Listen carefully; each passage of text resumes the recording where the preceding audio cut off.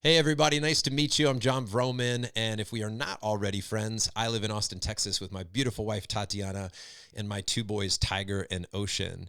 In fact, I've got a picture right there. And that's my family. I worked with Cutco in the 90s.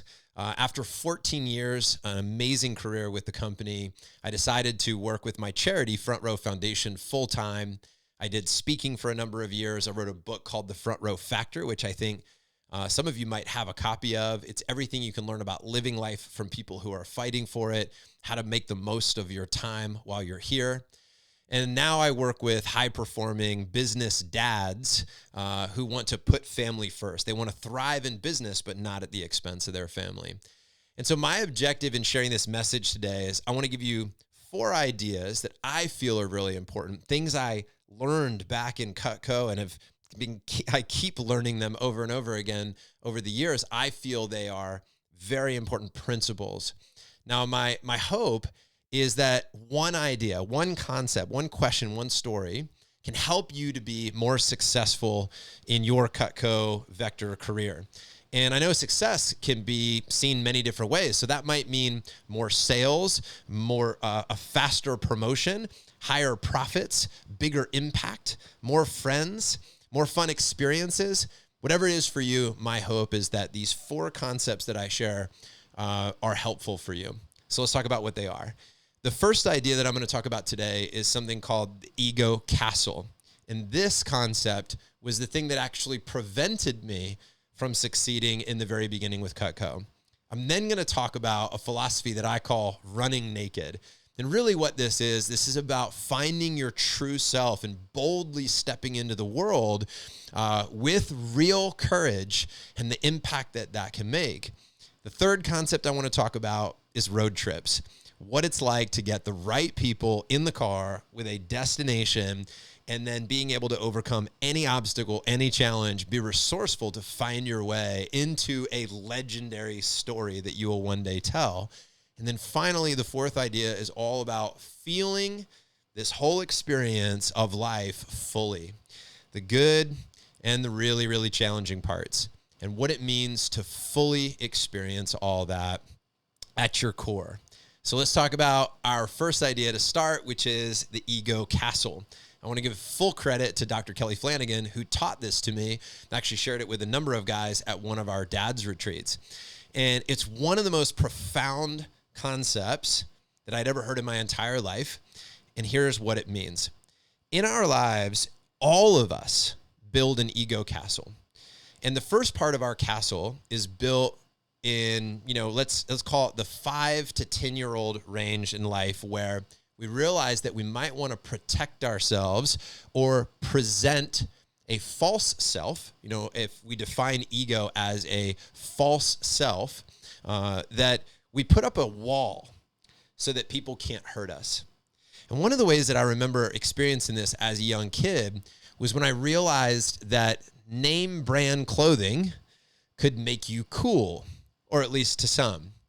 And I remember feeling not very cool when I wanted to wear all the surf clothes, the Quicksilver and all this stuff. I grew up in Virginia Beach, and it seemed like the kids that had a lot of money had all these really cool clothes. And I didn't grow up with a lot of money. My dad was in the Navy. We shopped at the commissary. My parents are very frugal. And I remember feeling kind of exposed because I didn't have these cool clothes to make me popular. So I remember what it felt like to not have that defense. And then I remember one of my birthdays, I got a name brand sweatshirt. One of my friends had got a discount at a surf shop, and I ended up with a Quicksilver sweatshirt. And I felt so awesome. But that is the first stage of our ego castle, is creating a front so that people will see us in a certain way because we don't feel that who we are at our core is enough. That's the first stage of the ego castle. The second stage of the ego castle comes a little later, and let's just call that junior high. And in junior high, we learn that we don't have to just be defensive, but we can actually go on the offense, so we mount some cannons on our ego castle. And oftentimes we experience in life, and some of us decide in life, that the best defense is a good offense. That if I hurt you, you can't hurt me.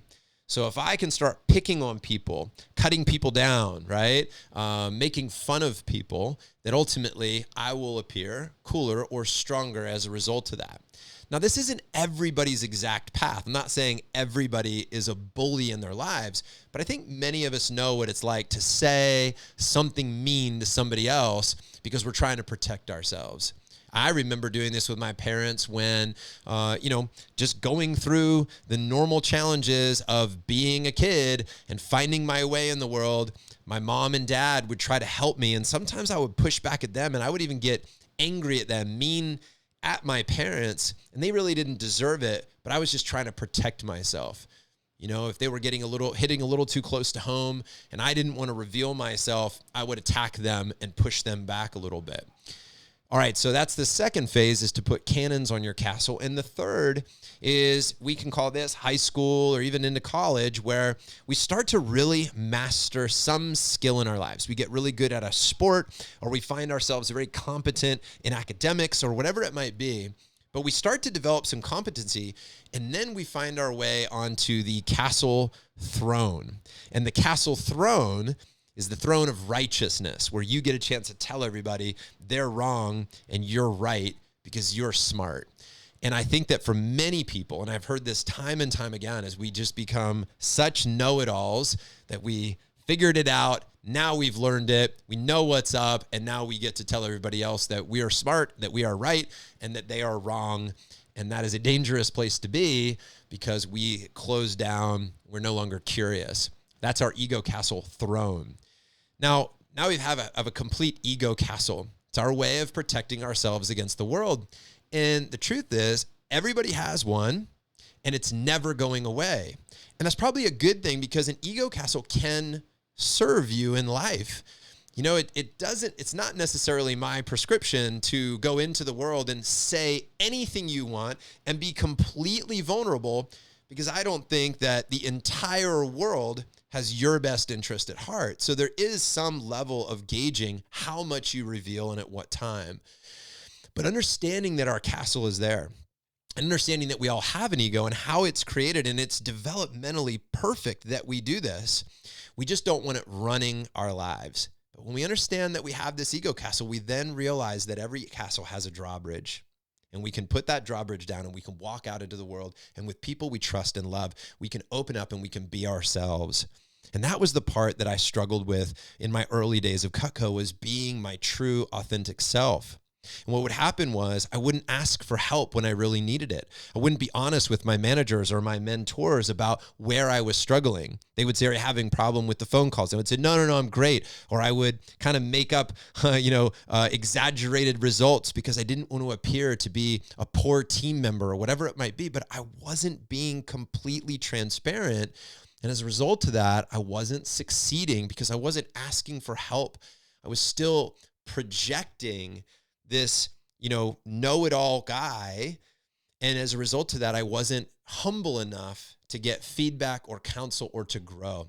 And I think the sweet spot in life is, as I've been finding, is this balance of confidence and humility. My buddy Jordan Harbinger, who runs one of the biggest podcasts in the world, his motto, one of his mantras in life is arguing like he's right, but listening like he's wrong. And he'll also say he has strong opinions, loosely held. So listen, we know that we all have an ego castle. It's not going away. It can serve you, but it can also prevent you from achieving all of what you want to get done here and anywhere else that you choose to go in life. So that's the first thing. That's what prevented me from stepping forward. All right. The second big idea I want to share with you is all about running naked. So here's what happened when Dr. Kelly Flanagan told me about the ego castle. He said you could lay down the drawbridge and you could walk out and be yourself, your authentic self. And I said, it's like running naked through a field. And he said, exactly. And the idea would be this complete owning who you are in the world and not feeling the need to protect yourself or pretend. Now, I use that as kind of a funny explanation of how we can be vulnerable in the world. But the truth is that vulnerability, that openness can be our greatest strength. I mean, it's a reason that Brene Brown has one of the most powerful TED Talks, most viewed TED Talks ever about the power of vulnerability because of this exact concept. So when we are able to be our true and authentic selves, we're then able to grow. And when you're truly authentic and you're being yourself, you have it's easier to find out where your genius lies. We all have certain skills that are God-given. You know, what my buddy Tim calls a zone of genius, where if you operate in that place, you will perform magnificently in life. And what's interesting is when I was younger, I used to think that, my goal was to take complicated things and make them simple, because I would hear people kind of put on a pedestal somebody who could take a big idea and make it simple. And it was like profound that they could do that. And I thought, I want to be like that. But what's true is that by being myself and being truthful with myself about who I am, I've realized that I'm actually good at taking simple things and making them complicated. I'm a brainstormer. I'm an idea generator. And when I figured that out, I knew how to operate within that zone of genius, and I started performing a lot better. Then what I could do is I could ask for help in areas where I wasn't as strong. When I was totally open and vulnerable and free and courageous and bold and, in alignment with my best self, that's where I performed the best. And I could then allow managers to help me and other reps to support me. And I could figure out how to get support where I wasn't having as much success. So big idea number one is to understand that we have an ego castle and that we need to use that properly. And number two, that we need to be willing to step boldly into who we are and be vulnerable. My buddy David Osborne, who's been wildly successful in real estate, I'm talking, flies 2 private jets type of, successful in real estate. He says transparency leads to transformation. And unless we are willing to be completely transparent, then we're not going to have the transformation. I mean, the best reps are the ones that shoot their customers straight, that are honest and truthful, and their customers sense it and feel it. The best reps are the ones that are honest and truthful with their teams and their managers, and they speak from the heart, and people know it and they feel it, and they're like, I trust that person because they're being real. So that's big idea number 2. Big idea number 3 is all about your road trip.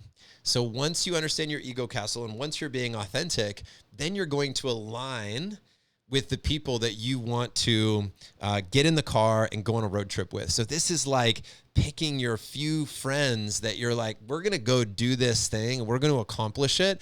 And we're going to, I'm sure, have hiccups along the way. We're going to hit snags. There's going to be problems. We're going to have a flat tire, all these things, but we are going to go on a road trip together. And hopefully it's that type of road trip that even when you encounter adversity and you overcome it together, it's going to make for a legendary story. And I have so many legendary stories from being part of Cutco, because it seems like all the people that I surround myself with in Cutco were people that made everything better in life. And what's so cool is that when you choose those people, you might be choosing a friend that could be with you 10, 20, 30 years down the road, somebody that you might meet this week in this organization. When I think about the greatest joys of my life right now, I can trace it all the way back to my early days in Cutco. And I'll give you an example, a very real example for me. So as I record this, I am probably 12 hours away. I'm going to go to sleep. I'm going to wake up tomorrow morning, and I'll be on a boat with my good buddy, Hal Elrod, who wrote The Miracle Morning. Probably many of you have heard about Hal. He was a Cutco legend, very successful. And I'll be wake surfing with Hal and our kids in the morning. And I met Hal as a rep years and years and years ago in Cutco. And since then, we became great friends. We supported each other. We shared ideas and strategies. We then created a coaching program together. We built Front Row Foundation together. We created live conferences where we'd have people from 13 countries fly from all over the world. And this was all happening because we locked arms back when we were in Cutco as reps and decided to move through life together. I think about my amazing friend, John Berghoff, who has been a big part of Front Row Foundation and Front Row Dads. And I officiated his wedding. I met him, years ago in Cutco. Jon Vroman, who wrote Giftology, who's an amazing, human. I was a groomsman in John's wedding. I think about my great buddy, John Kane, who many of you probably know, who has shown up for me in life so many times that he's taught me how to show up for other people. When I think about one human that has changed my life more than any human on the planet, it's John Kane. And I think other people would probably say the same thing. And I could just go on and on about people that I'm so grateful for that I met in my Cutco days. Now, I'm a firm believer, everybody, that in any given day, that you can meet one person that potentially might lead to one resource that could lead to one result, that one day you'll look back and say, I can't imagine my life if I wouldn't have had the opportunity to meet that person. And sometimes it's the person that you didn't expect. It's not the person that, you were thinking this is going to be the guy. I mean, Hal was actually that guy for me. I had dinner with Hal, and, honestly, at the end of the dinner, I thought this guy's kind of sarcastic. And, it's funny. I joke with him later. I called him a sarcasshole. So, I wasn't even a big fan of Hal's when I first met him. But that was me. The problem wasn't Hal. The problem was me. I was judging him. I wasn't seeing his true genius. But then once I got to know him and I saw who he really was, and I let go of my own ego castle got put in check a little bit, and I was able to walk out that drawbridge and really meet him where he was and learn about him and his world, it changed my life, as he has changed many, many others. So the idea is that when we want to take a road trip, when we want to accomplish something amazing, when you and your team are moving towards a destination, when you've set a goal, whether it's a summer goal, a weekly goal, a daily goal, whatever it is, and you lock arms with people, you find an accountability partner, right? And you say, we're going to do this. We're going to see this through. That is the best way to approach almost any project in life. Think of it like a road trip. Load up your best friends. Be resourceful no matter what comes your way. I remember a story with John Berghoff where we had our families, 4th of July. We're at the top of this parking garage, and we had 5 kids with us, by the way, all under the age of 7. So 5 kids under 7 years old. And we're at the top of this parking garage, and we're all watching the fireworks, and we're like, this is a front row moment. This is epic. And it was all epic until fireworks were over.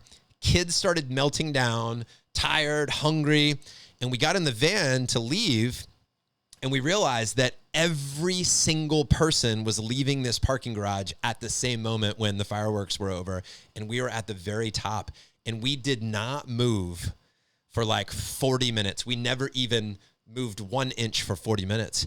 And I remember very early on in that, when we knew this was going to be a total shit show, that John Berghoff, he turned to me and he said, let's play a game.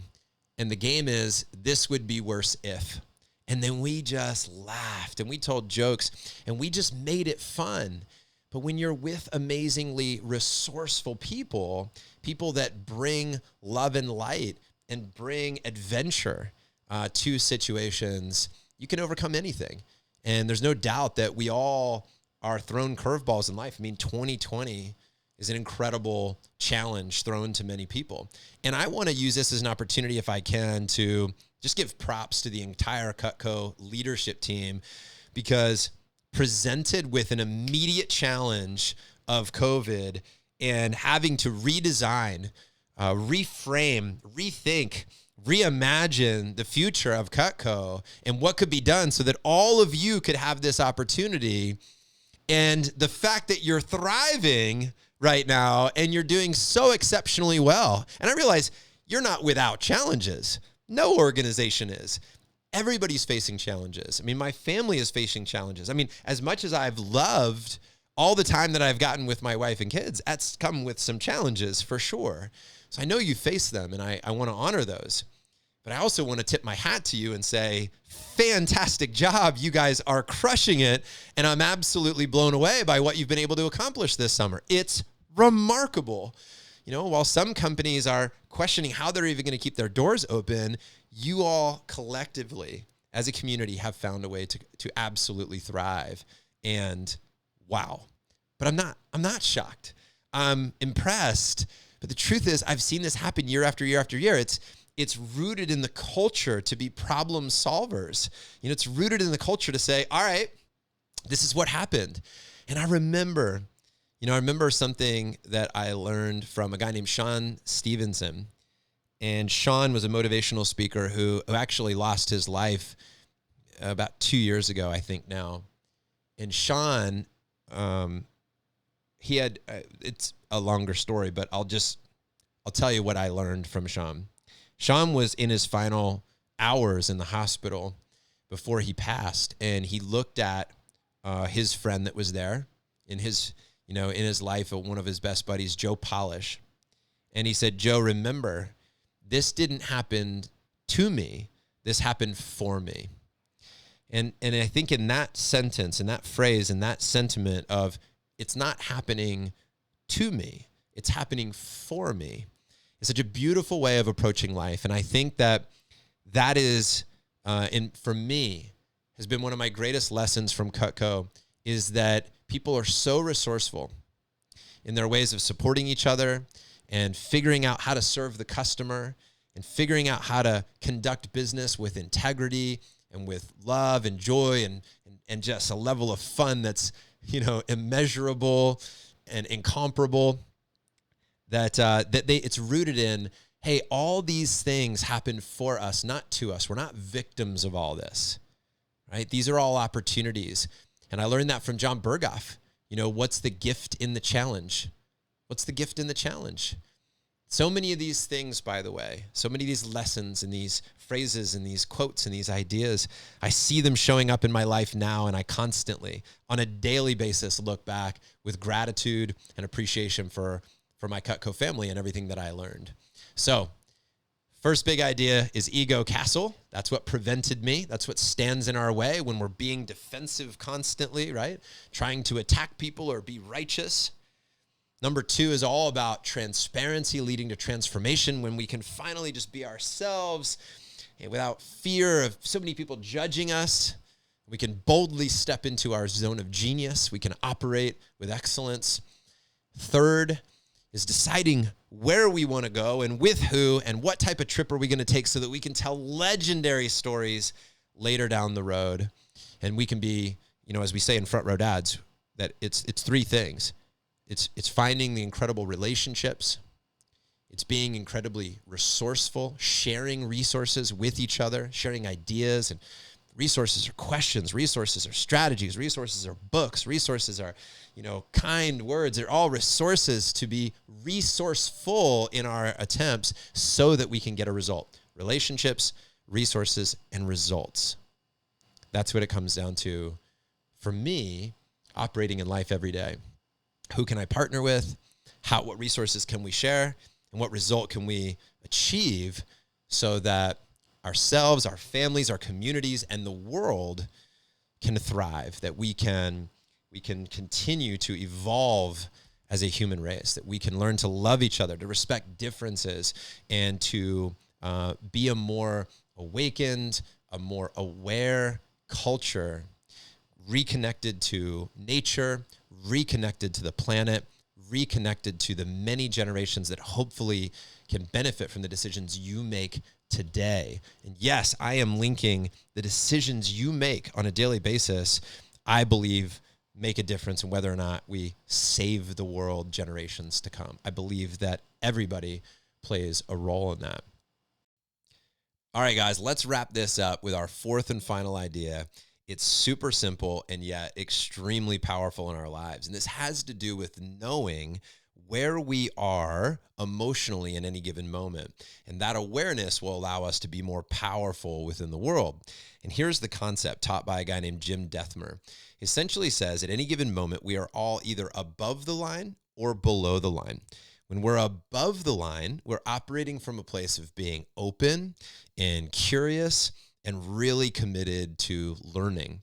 This is a place where if other people have different ideas, We don't get triggered by that. We're open to great dialogue, and we're in great collaboration. We are secure and feeling good about ourselves above the line. When we are below the line, we're closed off. We are not open to other people's opinions. We are very committed to being right. Maybe you've felt that, by the way, in the past, where you've been arguing with somebody. You don't remember what you're arguing about, but gosh, you better win because you want to be right about this. But when you're below the line, you also tend to be concealing a little bit. You tend to be holding things back. You might be gossiping about things. It's not a very empowering state to be operating from. Now, we all drop below the line when we get scared, when we get triggered. We will drop below the line. The more that we become aware of whether or not we are below the line or whether we're above the line will allow us to operate more powerfully. Sometimes I'll say to my wife, I'll say, hey, and we share this common language. She understands the above the line, below the line concept. And I'll just say, hey, I'm below the line. I need to take a walk and get myself into a more resourceful state so we can engage in this dialogue. Because when I'm below the line, I say things and I act in a way and my tone is different. And oftentimes it's not as productive as if I can find a way to relax myself, take a lot of deep breaths, go for a walk, and then come back to a situation, a scenario with a more empowered state, a more open mind and more truthful heart. And then I'm able to be more effective from that place. So my request would be to consider asking yourself each and every day, where am I? Am I above the line or below the line? And if you're below the line, then what would you need in order to find your way above the line so that you can make decisions and interact with the world from a more powerful state? There's nothing wrong with being below the line. It's part of the human experience. But the more that we're aware of it, we can then navigate our surroundings much more powerfully. And I wish somebody would have taught me this years and years ago. So being able to know where you stand and how to switch that from one state to another can be a total game changer for you. So guys, quick recap here. The ego castle standing in our way because we have this false self that we project to the world. If we can understand how to navigate that ego castle, we will not have to project this false self so much, and it won't dominate our lives. Then if we can be more free, be more transparent, to let that drawbridge down and walk out into the world and be open with people. And from that place of openness, we can create. That's the second big idea. The third big idea is to rally with people, right? Relationships, resources, and results. That on the road trip, that ultimately the greater the challenges that you face, the greater the story that you'll have to tell. But lock arms with some amazing people that you'll create these amazing relationships within this incredible organization. And then lastly is to be aware of where you are emotionally throughout your life. And are you above the line or below the line? And then to be honest with yourself and with other people about your state of being so that you can continue to make the biggest impact that you are put here on this earth to make. Guys, that's all I have for you today. I wish you all the best, so much success, blessings and blessings to you and to all those that you have an opportunity to connect with and serve. I love my Cutco family. I'm deeply grateful. If there's ever anything I can do for any of you, please reach out. I hope you will connect with me on social. I'm at Jon Vroman, and I would love to say hi to you. That's it, guys. All my best. Take care. Be well.